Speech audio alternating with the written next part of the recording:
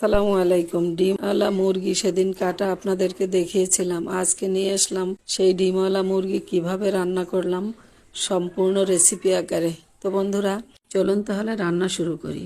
প্রথমেই একটা পাতিলের মধ্যে পরিমাণ মতো সরিষার তেল দিয়ে পেঁয়াজ কুচি দিয়েছি 1 কাপ। 1 কাপ পেঁয়াজ কুচি গোল্ডেন কালার করে নিয়েছি। এর মধ্যে কিছু গরম মশলা দিয়েছি। গরম মশলার মধ্যে রয়েছে দারচিনি, এলাচ, 2-3টা লবঙ্গ, 2টা তেজপাতা। তো সেটাকেও একটু পেঁয়াজের সাথে ভেজে নিয়ে 1 টেবিল চামচ পেঁয়াজ বাটা দিয়েছি।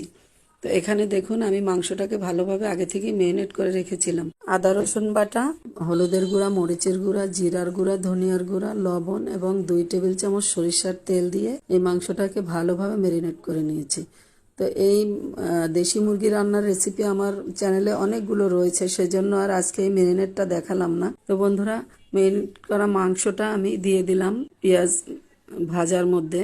তো এখন ভালোভাবে মাংসটাকে কষিয়ে নেব। মাংসটা কষানো এবং পরিমাণ মতো মশলা ব্যবহার কিন্তু রান্নার মূল আর্ট।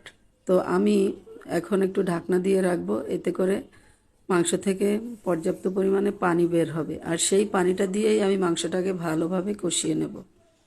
বন্ধুরা, দেখতেই পাচ্ছেন অনেকটা কিন্তু পানি বেরিয়ে এসেছে। আমি কিন্তু একটু পানিও দেইনি, এমনকি বাটি ধুয়েও পানি দেইনি। যে দেখতে পাচ্ছেন আমি কলিজা এবং ডিমগুলো আমি আলাদা করে নিয়েছি। এটা কিন্তু মাংসের সাথে ম্যারিনেট করিনি, একত্রে দিলে এগুলো ভেঙে যেত।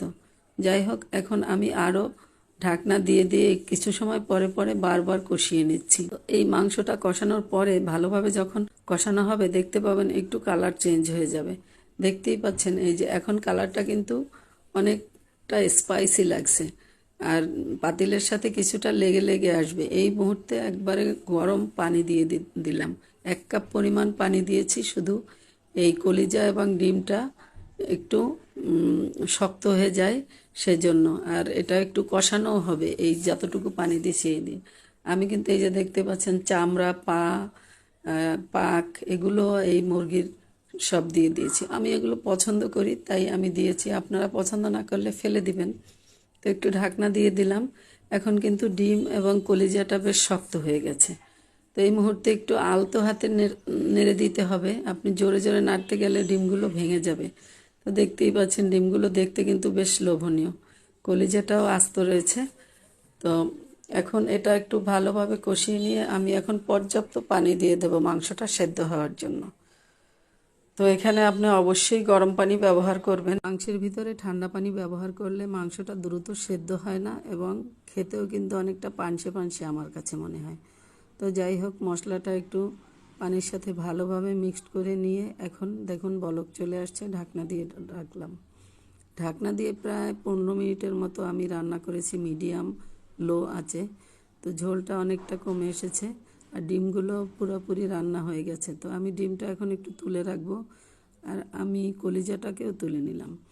আমি মুরগি কাটার সময় বুকের মাংসটা যে এভাবে কেটেছিলাম, একটু কেচে দিয়েছিলাম, রান্নার পরে কত সুন্দর দেখতে হয়েছে।